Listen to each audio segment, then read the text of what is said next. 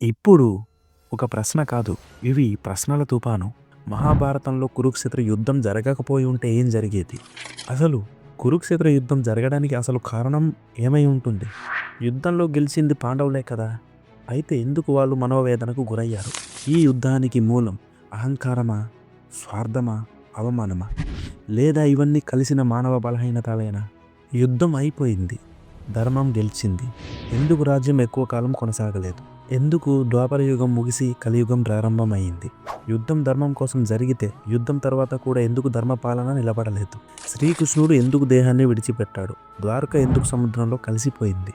ఇంకో ప్రశ్న, భగవద్గీత ద్వాపర యుగంలోనే రాశారా? రాసి ఉంటే ఎవరు రాశారు? ఎన్ని సంవత్సరాల క్రితం? ఇది నిజంగా ఒక మత గ్రంథమా? లేదా ఒక జీవన విధానమా? ఈ రోజుల్లో భగవద్గీతను స్కూల్లో నేర్పితే ప్రతి మనిషి నిజంగా మనిషి అవుతాడా? ఈ ప్రశ్నలకు సమాధానం పుస్తకాల్లో లేదు, తర్కంలో లేదు, కేవలం స్పిరిచువాలిటీలో మాత్రమే ఉంది. ఇప్పుడు ఈ వీడియో మొదలుపెట్టిన తర్వాత మీరు మహాభారతాన్ని కథగా కాదు, మీ జీవిత ప్రతిబింబంగా చూస్తారు. ఈ ప్రశ్నలన్నీ మీకు నిజంగా అర్థం కావాలి అంటే, ఈ వీడియో మీలో ఒక ఆలోచనను పుట్టించాలి అంటే, ఈ వీడియోని ఎక్కడ స్కిప్ చేయకుండా పూర్తిగా చూడాలి. మధ్యలో ఒక్క చోటైనా స్కిప్ చేస్తే ఏది పూర్తిగా అర్థం కాదు, ఆలోచించడానికి ఆలోచన కూడా రాదు. ఫ్రెండ్స్, చిన్న విజ్ఞప్తి, ఈ వీడియో చాలా లెంగ్త్ అవ్వడం వల్ల నేను పార్ట్ 1 పార్ట్ 2గా విడదీసి చేశాను. కాబట్టి ఇది పార్ట్ 1 మాత్రమే. పార్ట్ 2 ఇంకోటి ఉంది.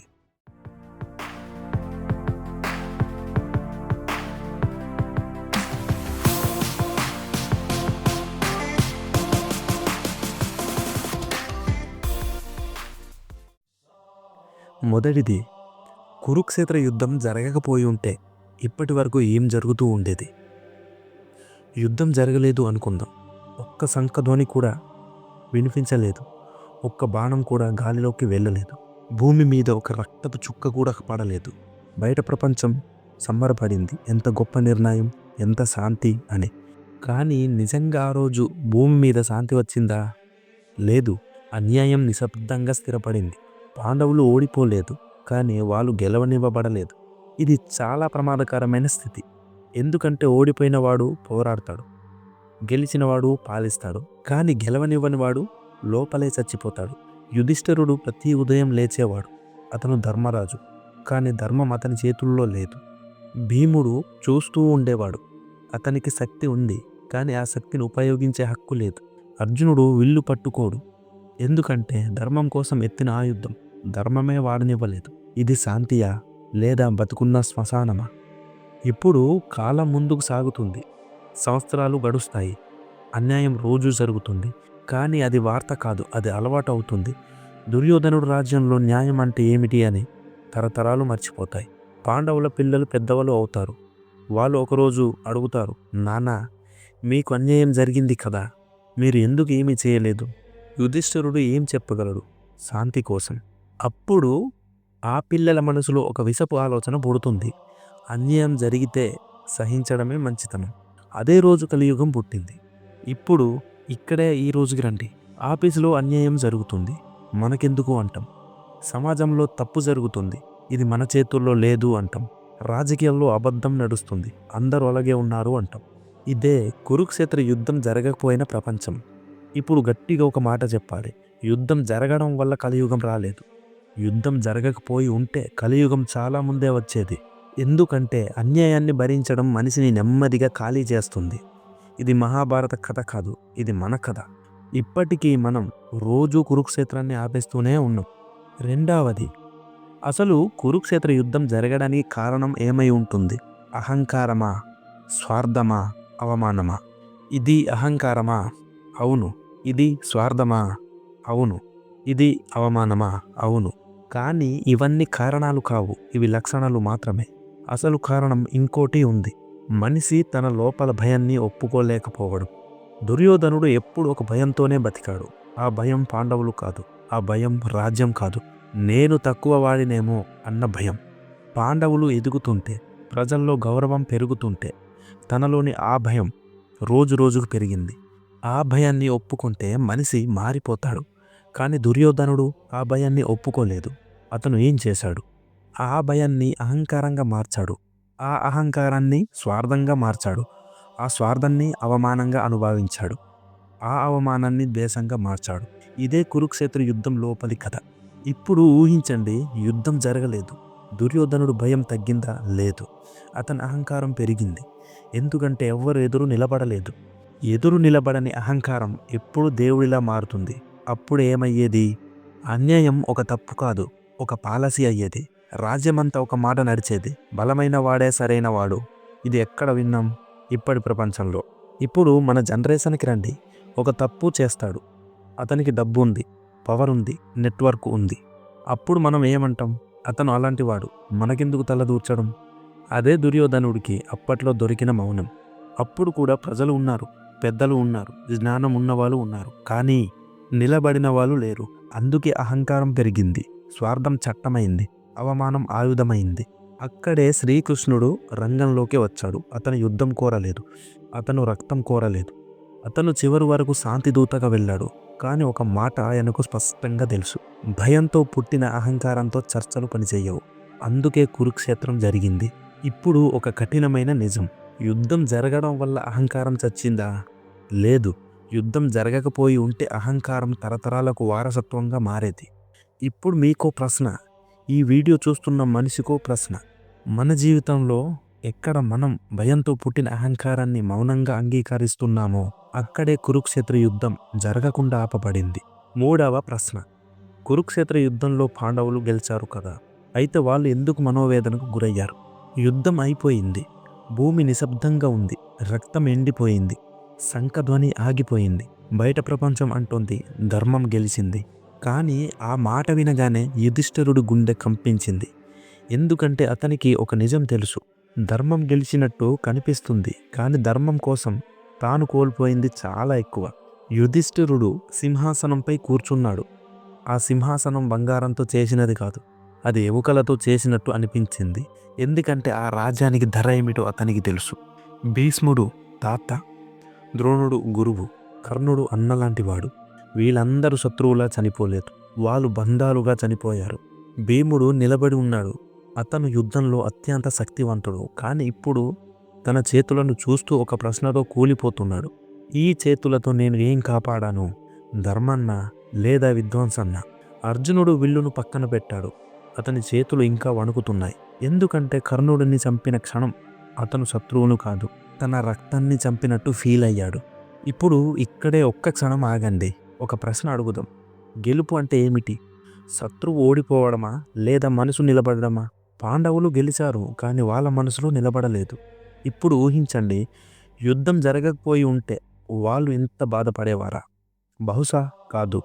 కానీ అప్పుడు వాళ్ళు జీవితాంతం ఇంకొక రకమైన బాధలో ఉండేవాళ్ళు. తాము చేయాల్సిన పని చేయలేకపోయిన బాధ.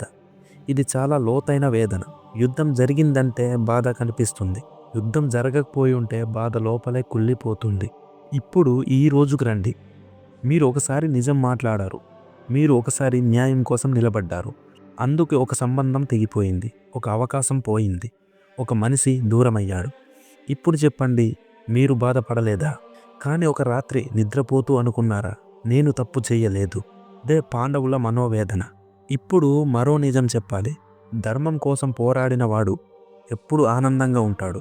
ఎందుకంటే ధర్మం పోరాటం కోరుతుంది, పోరాటం త్యాగం కోరుతుంది, త్యాగం గాయం ఇస్తుంది. అందుకే పాండవులు నవ్వలేకపోయారు.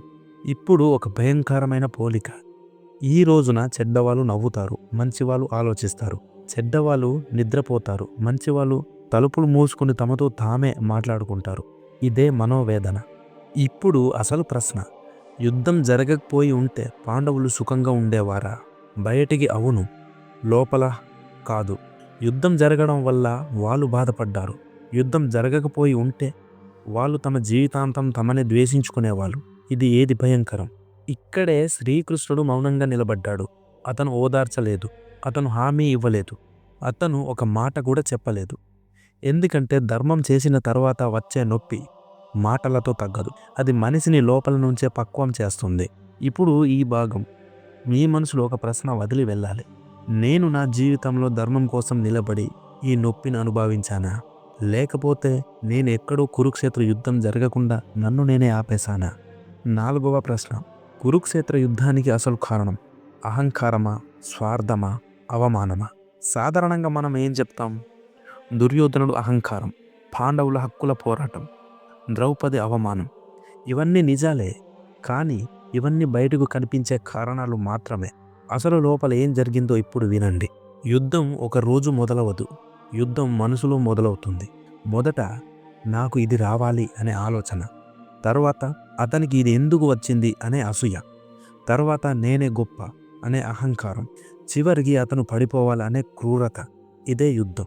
దుర్యోధనుడిని తీసుకుందాం. అతను రాజ్యం కోల్పోయాడా? లేదు. అతను అధికారం కోల్పోయాడా? లేదు. అతను ధనం కోల్పోయాడా? లేదు. అతను కోల్పోయింది ఒక్కటే, తన అహంకారానికి గాయం. పాండవులు ధర్మంగా ఉండటం అతనికి మంట. పాండవులు ప్రజల ప్రేమ పొందటం అతనికి నరకం. ఇది స్వార్థం కాదు, ఇది కేవలం అహంకారం కూడా కాదు. ఇది తాను కాకుండా ఇంకెవ్వరు ఎదగకూడదు అనే మానసిక వ్యాధి. ఇప్పుడు ద్రౌపది సభను గుర్తు చేసుకోండి. ఆ రోజు సభలో ఎంతమంది ఉన్నారు?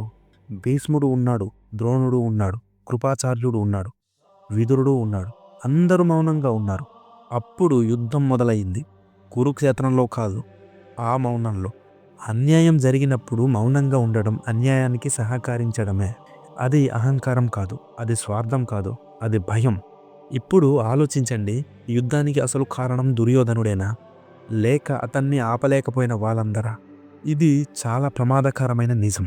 ఎందుకంటే చెడ్డ వాళ్ళ వల్ల కంటే మంచి వాళ్ళ మౌనం వల్లే చరిత్రలు రక్తమాయమవుతాయి. ఇప్పుడు ఈ జనరేషన్ని తీసుకుందాం.